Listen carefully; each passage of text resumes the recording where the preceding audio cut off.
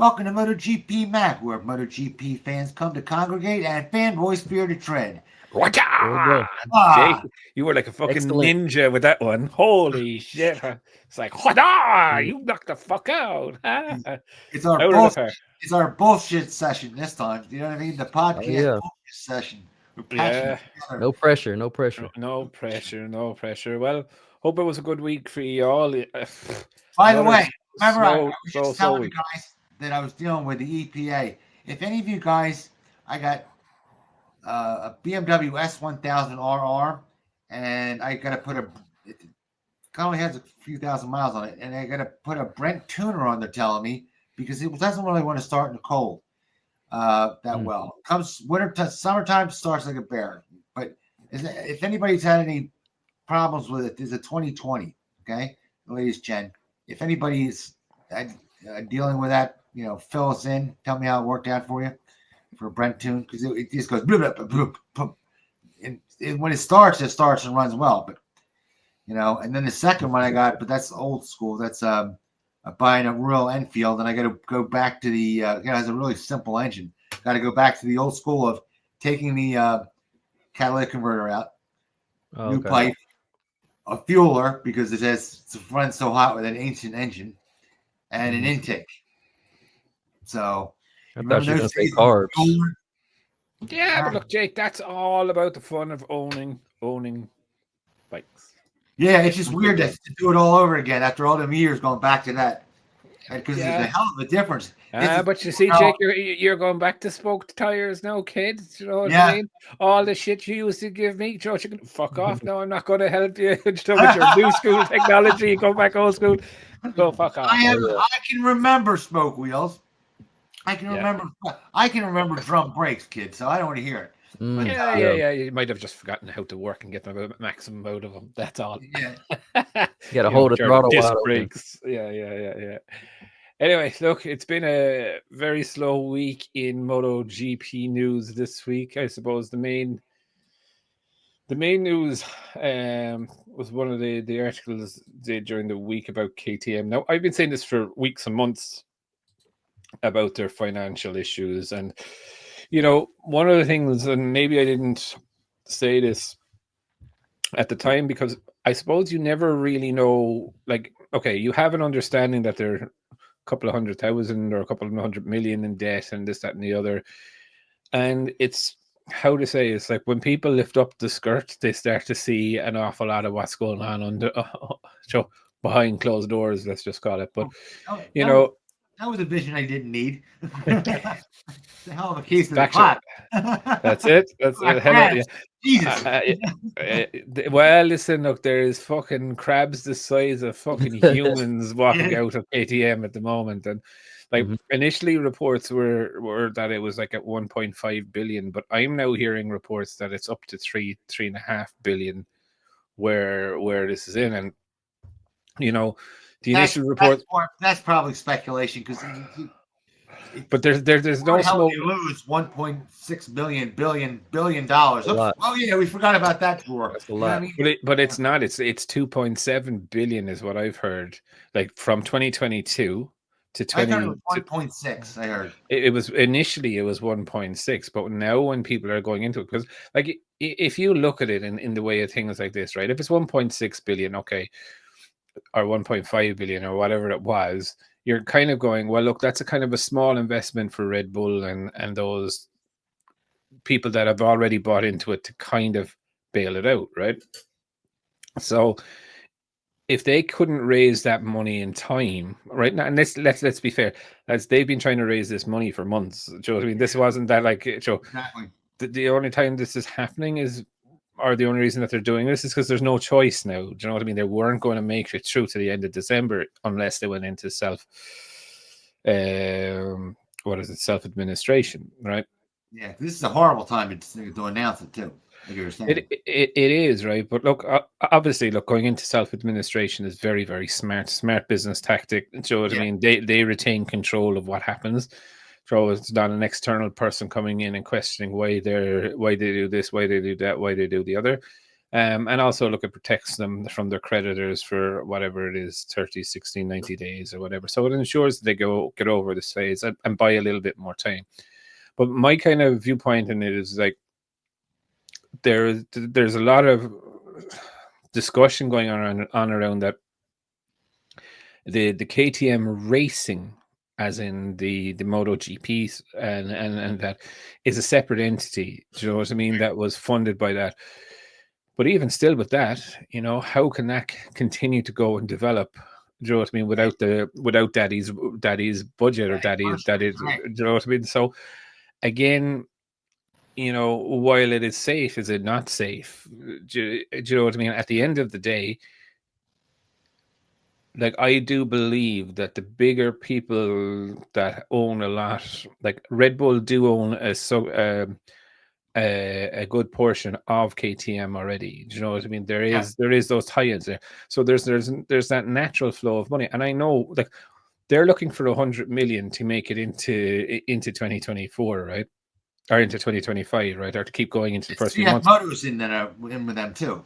Yeah, so I'm like wondering in my own mind is like, okay, to those kind of companies, 100 million is very small. Like, that could be 25 million each. Do you know what I mean? When you look at the likes of, say, Red Bull, why wouldn't they invest that just to keep it afloat until they can figure out what exactly is going on? Do you know what I mean? And that's what has me worried, because when I've now heard that it's 3 billion, which is another 1.5 billion onto where it is, all of a sudden the question is going from November 2022 to November 2024, 2.7 billion has gone somewhere. Mm-hmm. That's the debt at November 2022 was 300 million. It's now, they're saying, 3 billion. So that's 2.7 billion gone somewhere. And it's not how the hell does that happen? How the hell does the $2.7 billion go somewhere? Well, listen, look, us Irish, we're very magical at making money disappear and resting in people's accounts and stuff like this. That bad. Oh, I'm sorry, I forgot to carry the one. Yeah. Now, look, again, that 3 billion is not confirmed, but there is major speculation around that it is 3 billion that it's actually increasing to. I would probably think it's somewhere in the middle of that. Maybe it's not that, but it's somewhere in the middle between 1.5 and 3. Because, as they say, when you lift up her dress, you get a full view of what's going on. And I think that's what started to happen now. A lot of people knew that there was trouble. And, I heard it was 2.2 or 2.3. I tend to see that more. Yeah. But look, it's a worrying time, like, do you know what I mean? Because, once people start looking, everything starts to come out then. Do you know what I mean? And I think they're in a bad phase. It's going to be a massive loss for the championship to lose 4 bikes off the grid. Top riders, like that's the other side of the coin. Then is like, who's going to fucking go? Like, yeah, like, right? You have Pedro Acosta, a young prodigy. Right. If you're a number 2 rider in any fucking factory or satellite team, like, if I'm like Alex Marquez, shitting myself. Franco Morbidelli, shitting myself. Do you know what I mean? Yeah. Raul Fernandez, shitting myself. Do you know what I mean? This guy could be free. Binder could be free. Do you know what I mean? Mm-hmm. Not so pushed about Mav and the Beast, because I think KTM is interwound with the schooling and the young riders programs, and they're in there for soup to nuts. Red Bull rookies gone. Yeah, there's an awful lot of downstream stuff that could happen out of this. So it is, I would call it's a landscape changing. This was not like Suzuki, who left 2 bikes at MotoGP. 2 bikes and mechanics, and it's not. You know what I mean? So for me, when I'm looking at it, it's a seismic shift within the whole thing of the MotoGP paddock, in my view. and in the motorcycle worldwide, really. Do you know what I mean? Because you not just MotoGP, you have the off-road and all of that, and the endurance. There's a lot of stuff there, and a lot of people are going to be affected by it. You know, there's a lot of people out there saying, like, well, did they fucking ask for it, buying all of these brands and things where, you know, and having a MotoGP project? Like, okay, if MotoGP is somewhere between 60 and 80 million a year, right? It's still not using up 2.7 billion. Yeah, but exactly. It's the first thing to go when you need to save money, right? Right. Suzuki did the exact same thing, right? They needed to save money, motorsport activity out the door. Do you know what I mean? Yes, I know KTM had build quality issues, reliability issues. You know, a lot of people even said, like, well, they don't make fucking proper road racing bikes. Why are they in a road racing championship? Which is another very fair and valid point. Well, yes, it's a good marketing tool, but they're not fucking marketing. Out there. Questions: how do you get your name out there to the general public? True, but like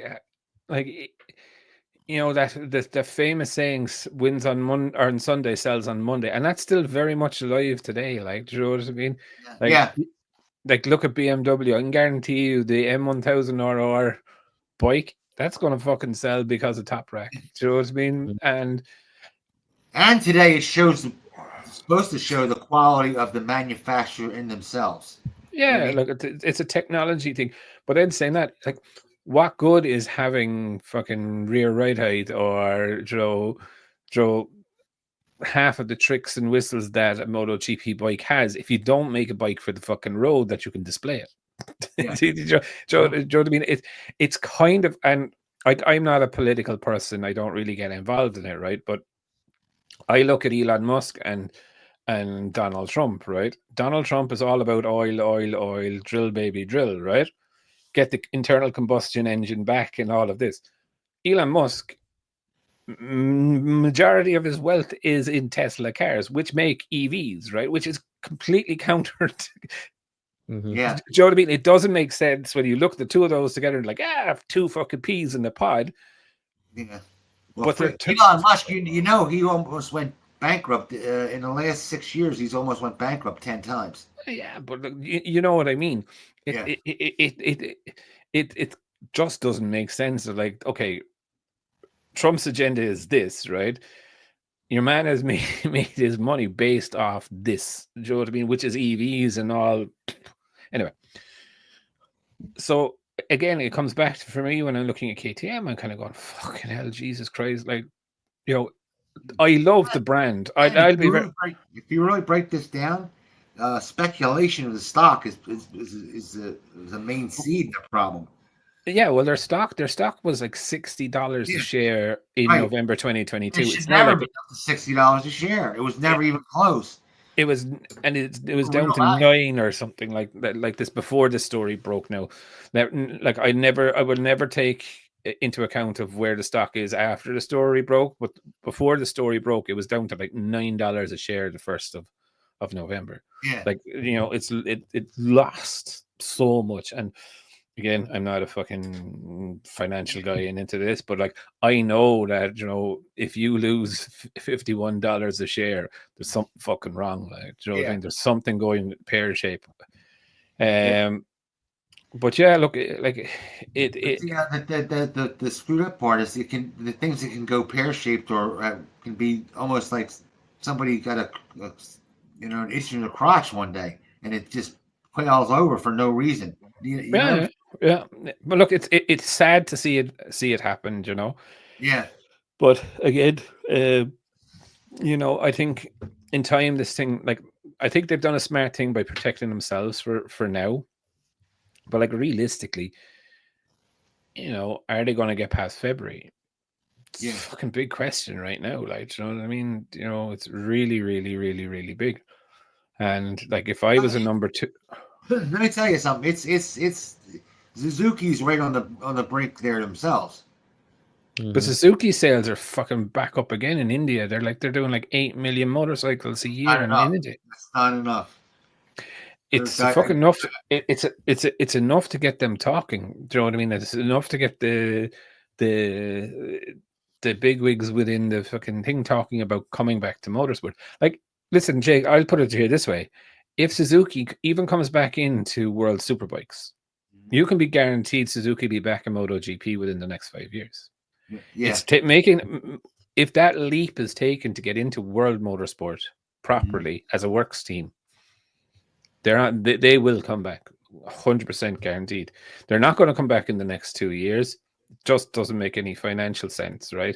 Yeah, they're going to come back for the 2020. If they were to come back, they would come back probably, I would think, and this, if this was me, I would be coming back in 28 or 29. They are persistent because they went bankrupt in 2011, then they go bankrupt again in 2022. Right? Mm-hmm. Yeah. So it's not like they haven't done it before, where they just as soon as they get money scrounged up, they're back in. You know? Exactly, and that's it. Look, that's business sense, right? When you can afford to do it, you do it, right? When you can't afford to do it, you pull out. Do you know what I mean?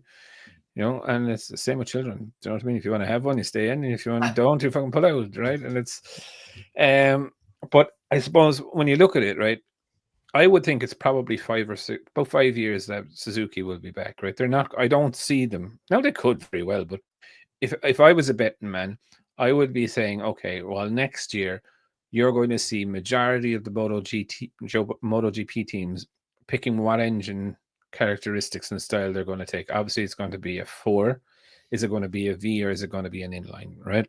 Mm-hmm. And that's people committing to their 2027 regulations.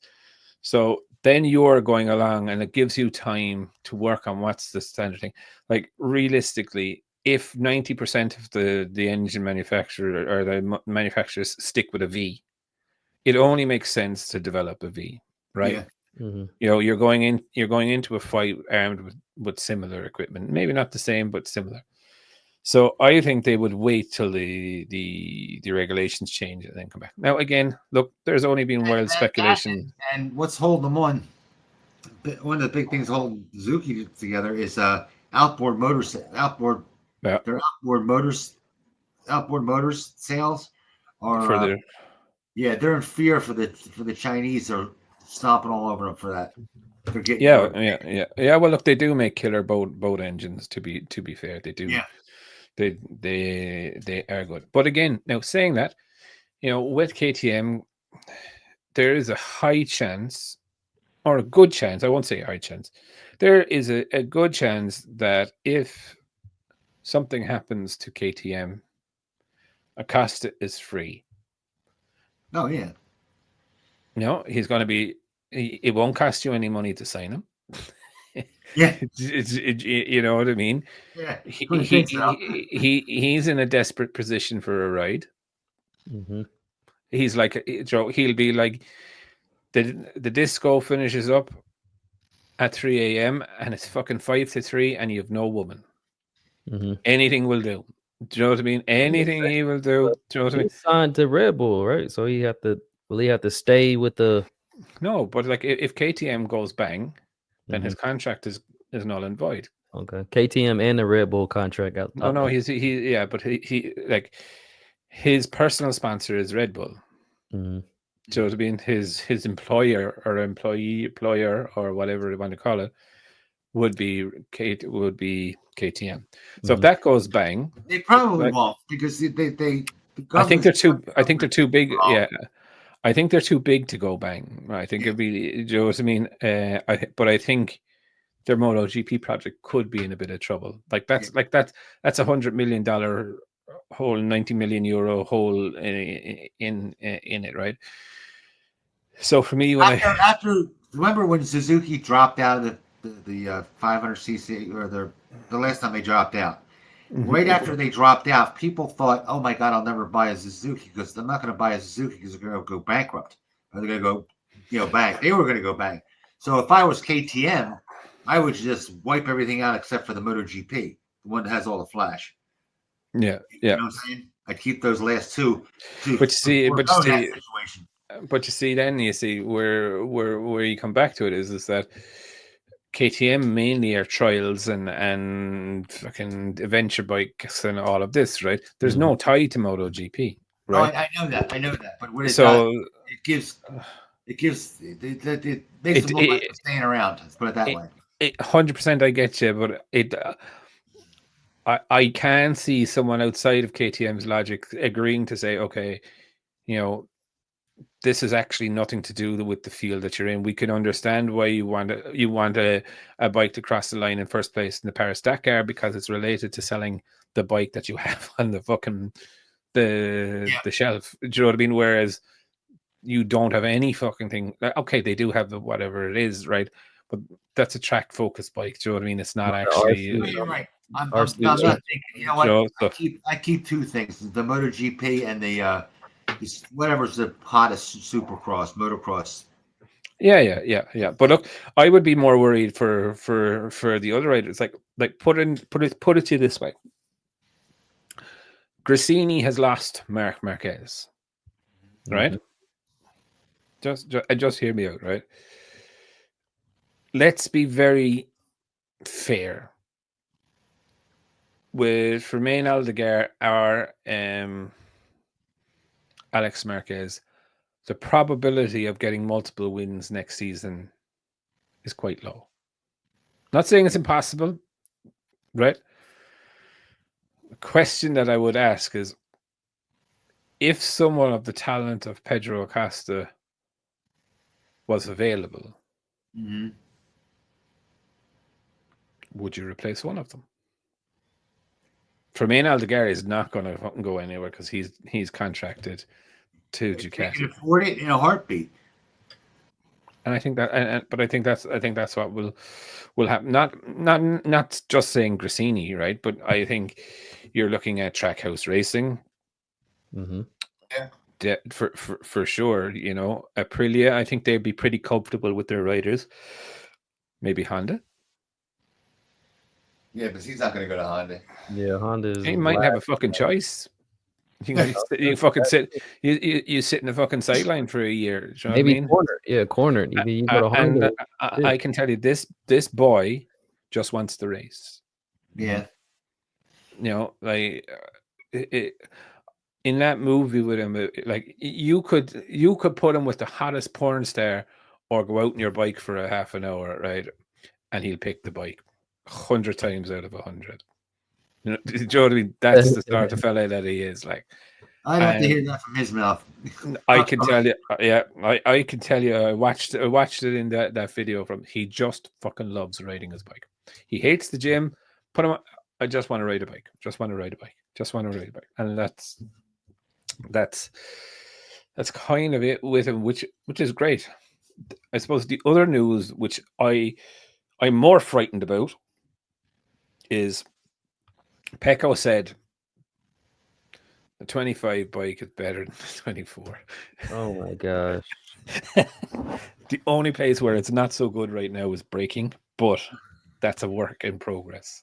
Oh, my biggest statement for him was when he said it works so good on used tires, and I'm like, okay, yeah, that's a strong statement for him, because that's where he crashes at the late stages of the race.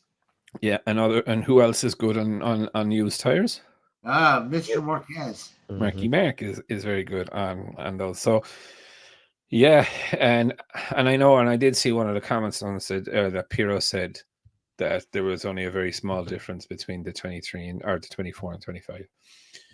Firstly, Piero has never been a world champion in MotoGP, right? And when the ex-world champion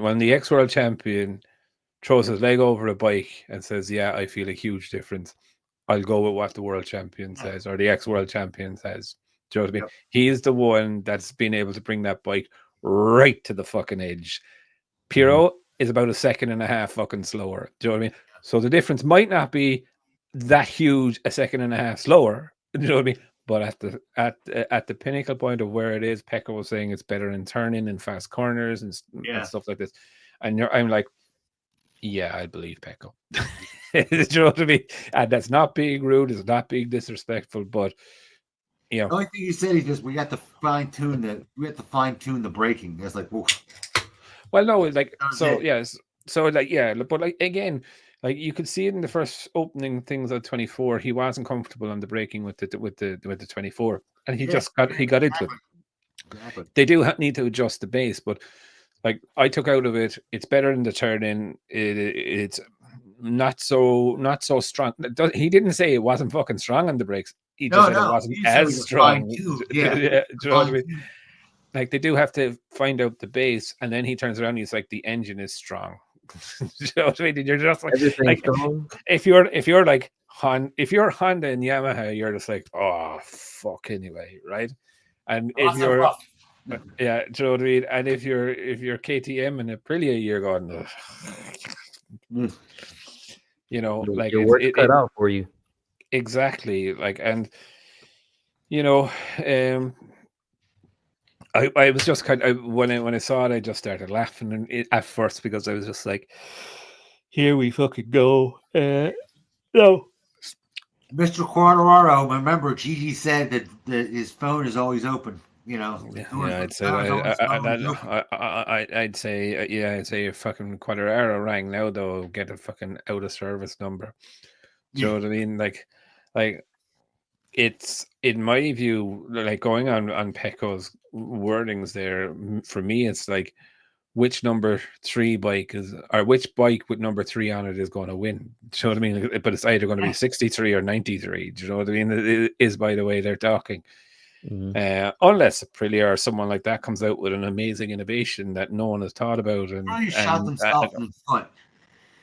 You know, so that engine free going with the engine freeze, and that's a shame because of the money. And Ducati did. I think Ducati got their way with the 850cc engine. I think that was the trade-off. I still question that.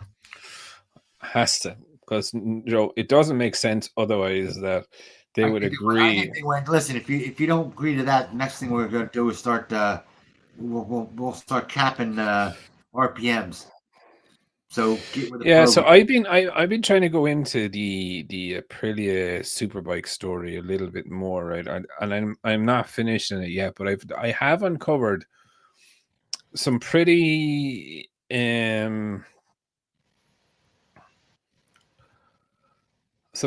regulation pushing shit that Aprilia actually had on the bike that forced Dorna to and I won't go any further than that.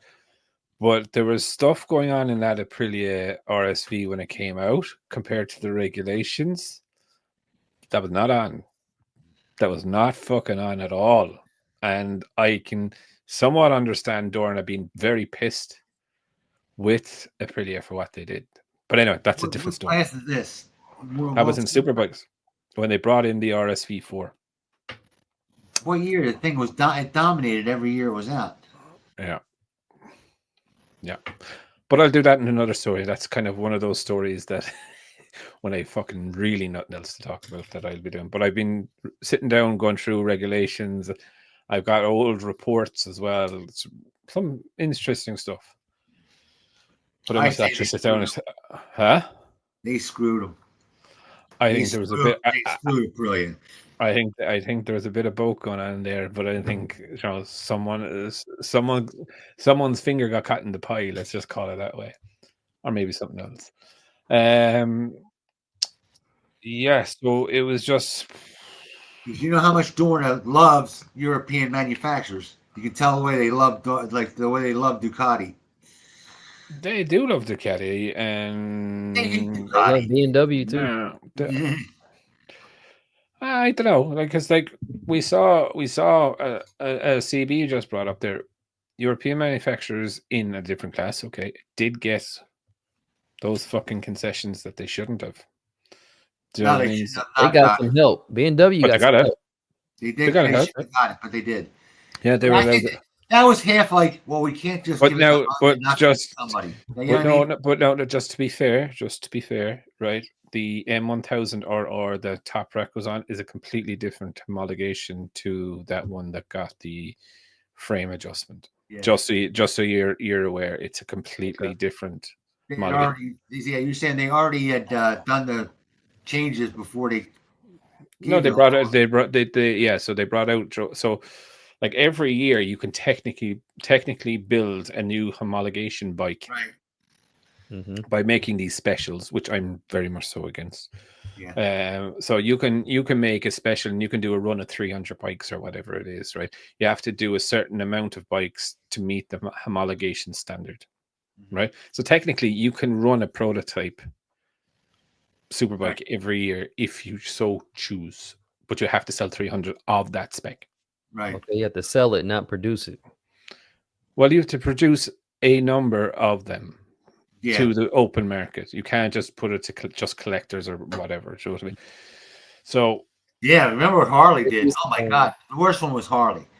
Harley, they actually said 50 because the Honda wanted them in, and they wanted to race. Harley wanted to race against Honda wanted to race against Harley Davidson. So Honda was pushing them, the Dorna, whatever, or FIM to let them in, to the point where they let them build it from the ground up and let them have 50 bikes for homologation, and they didn't even check up on that. Remember that I don't think they still didn't have 50 of them built. There was that and Moto, wasn't it? Moto were the same. They let them. Moto had a plan years ago to sell the amount of bikes, but they never. It never happened. Yeah. Yeah. And I couldn't believe it when they said that. And I was in that program when I was a kid with Harley, and I thought, you have to win. This is a MotoGP bike, okay, versus a super bike, because you're building it from the ground up. How do you lose? You know what I'm saying? Hey. Anything's fucking possible, kid. Happens, yeah, it happens. It happens. I thought it was going to come out of the box blowing everybody into the weeds, you know? Yeah. And then it came out of the box and it wouldn't blow a fucking weed. Yeah. Yeah, because I mean, Ducati was running with an 888 against 750s, and it was like, if they can win with an extra 125 cc's against inline fours, which was amazing to begin with, Harley's using a whole full 1,000 cc's and are building it from the ground up. They should just annihilate them. If they had good engineers who knew what they were doing. They make some heavy bikes. I don't know if they, Yeah, man, it's they do. They make weight and power. Heavy, lazy motherfuckers, like, you know what I mean? And but look, like it's like that years ago. Like us Europeans used to be fucking laughing at the Americans, like, because he couldn't make a car to go around the corner, like, you know what I mean? Like the fucking thing would be like a fucking boat trying to turn fast. Like everyone's like, "What the fuck?" Yeah. And you're like, and then like you the Americans going, "Yeah, man, my car is like it's like the best ride ever." And it's like, no, it's fucking not, dickhead. Do you know what I mean? It doesn't go around. Yeah, man, but it's smooth. And you're like, in their mind, yeah, it's smooth. Yeah, it's smooth. Yeah. Who gives a fuck about smooth? It can't go around the fucking corner. Right. It's going in a circle. Do you know what I mean? And anyway, I won't be giving out about the Americans and the car. Anyway, you'll get bombed. Other news. Yeah, I probably fucking would. Yeah. So we fucking Russian out next. Michelin have delayed the update on their tires. So the new tire that they were supposed to run for 2025 has been pushed out to 2026 now.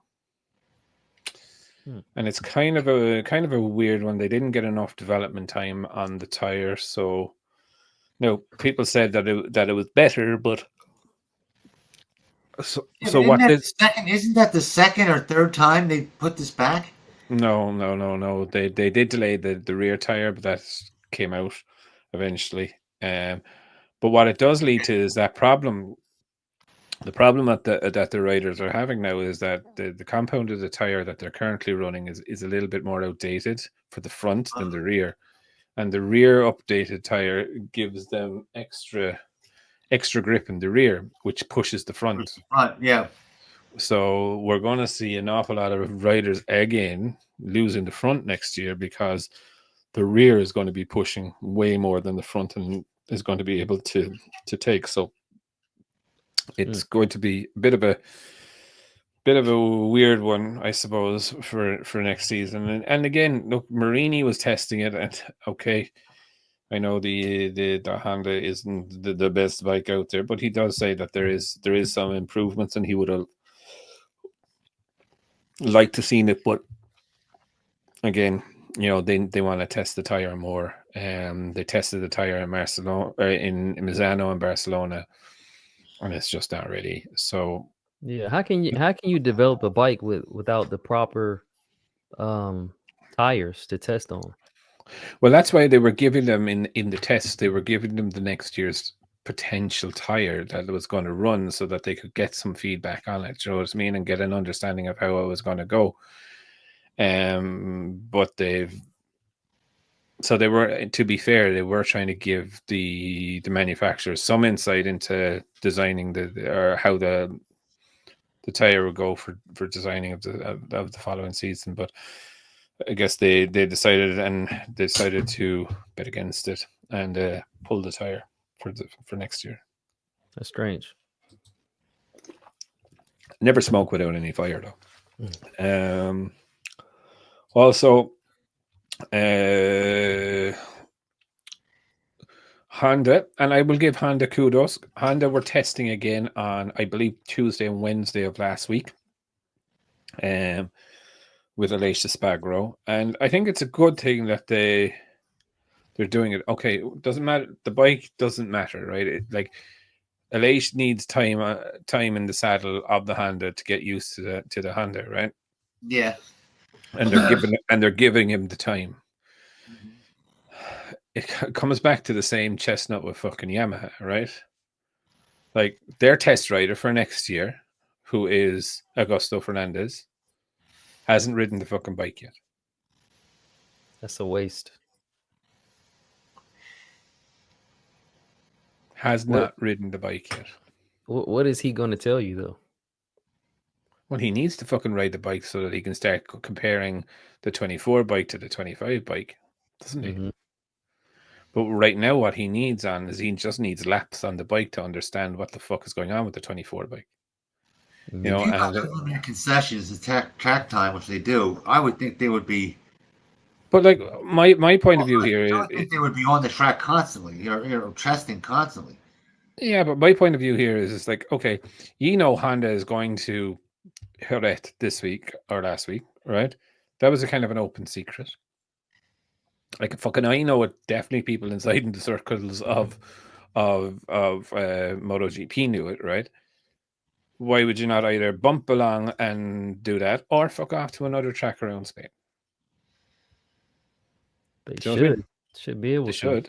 Like, is it going to be reference perfect? No, it's absolutely not, because it's cold. It's towards the end of the season, but it's all of it is about getting Miles on the bike so he can understand what's happening with the bike, what's going on. Do you know what I mean? We made this change and this happens. We made this change and that happens. Temperature doesn't really come into it. Do you know what I mean? It's just understanding.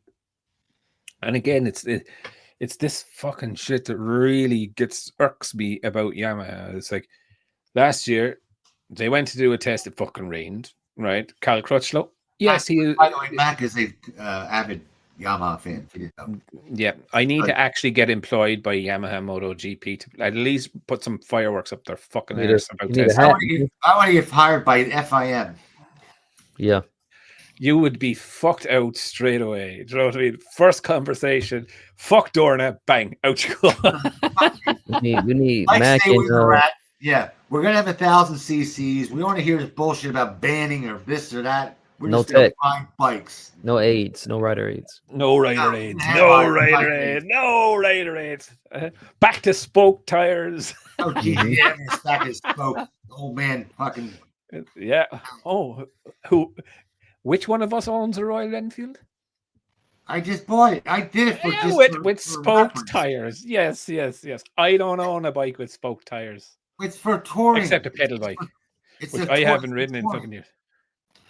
It's for touring. It's for touring. Yeah. When I get really old. Yeah. But you are really old, Jake, to be fair.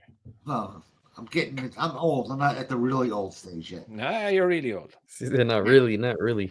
Can you run to the mailbox? No. Old, really old. That's from all the. I actually exercised myself to death. That's honestly, guys. Oh man, that's nearly coming in as good as the excuse of Pecco and Cota was saying the bike. Oh no, that's not an excuse. I actually wore myself out. That's what she said. I worked so hard and trained so hard that I wore myself out. Anyway, we'll get on with it. But anyway, it's a frustration of mine with Yamaha. Like, I really seriously hope they actually have a proper test program next year. And I know with Crutchlow, he was injured and whatnot, and he was supposed to come back, and it didn't happen because for one reason or the other. But like, they put no one consistent on that bike.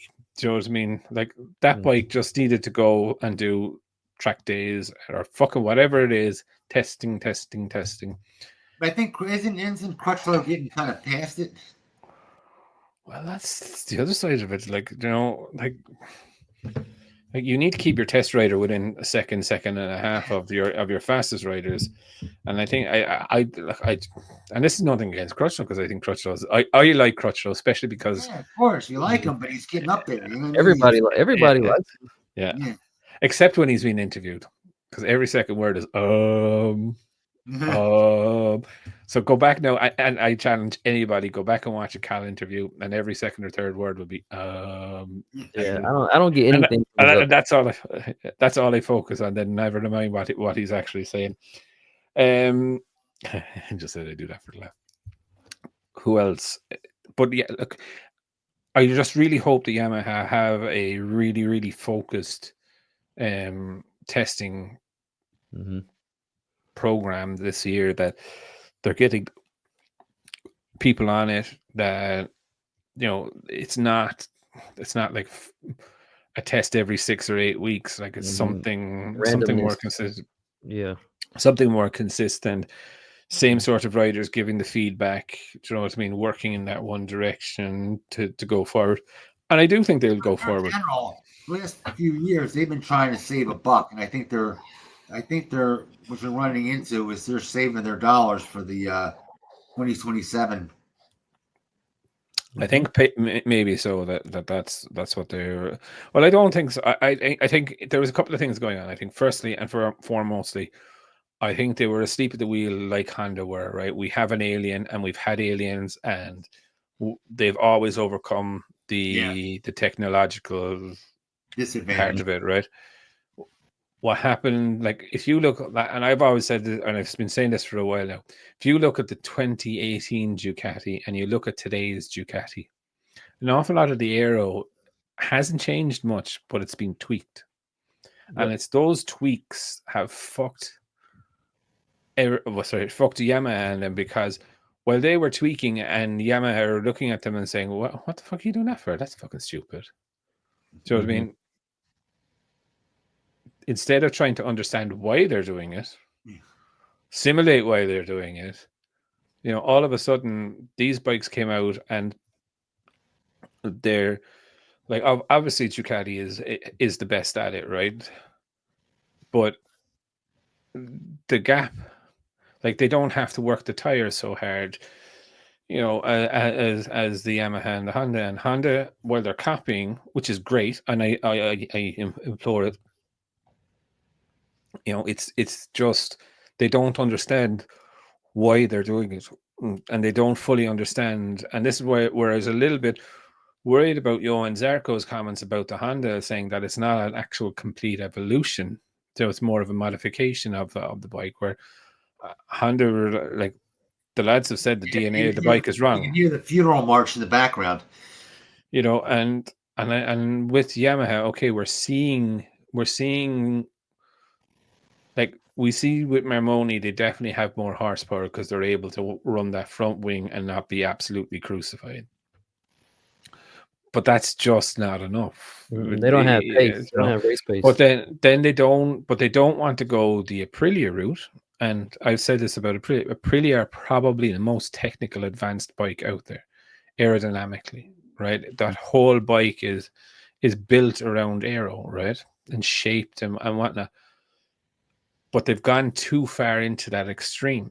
Whereas if you look at what like the likes of Ducati and even KTM is, they're not too far into the aero. They're still relying on mechanical grip, but aero as well. Whereas with the Aprilia, yes, of course it is mechanical grip, but the Aprilia can run fast when it's on its own, but it's not great in a dogfight. It's not great following other bikes.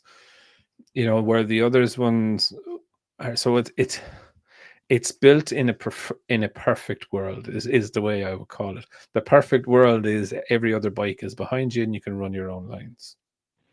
That's kind of where I am for it. But look, you know, I'm sure things will pat out for that. I think maybe a different person looking at the bike, which they now have with the what's his name leaving for Honda. I think that will help with the evolution and change it a little bit.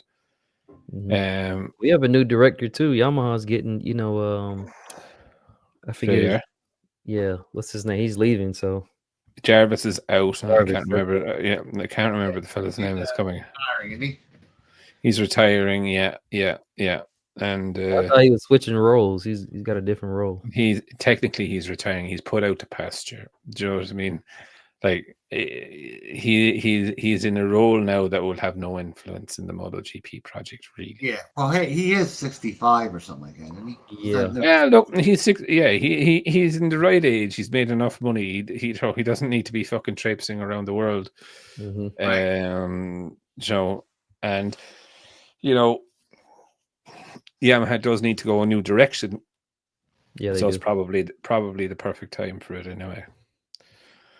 But I think anyway, lads, I think that's about it for this week anyway. For me anyway, I'm fucking all talked out of it. Yeah. Yeah, I know. You're fucking sick of listening. No. You're good. Yes, it's time. It's time for a few Saturday night good pints now, and which are like it's 5. What is it? Nearly 6. 5:30. 5:30. Yeah. It's 10:30 now here for me. So, few scoops, few bevies. You know, start the old Christmas spirit. You know. Yeah. By the way, with the Enfield, I'm actually putting a hot cam in it. Talk about a high lift cam, is it? Yeah, just for shits and giggles. You might as well. Fuck it. Like, and if you blow it up, sure, you just buy a new engine for it. It's sure it'll be cheap as chips. Nah, it won't blow up. I dare supercharger on it. That'll blow up. I'll do it. Yeah, definitely. Anyway, guys, on that bombshell, we will wrap it up today, and it's only a couple of weeks of Christmas. Woo. There we go. Are you kidding me? I'm not even good enough to get coal. All I get is a lump of mud. Oh man. Well, shit sticks, you know. Very good. Anyway, on that bombshell, we'll wrap it up, and we'll see everyone again next week. Arrivederci and a ciao.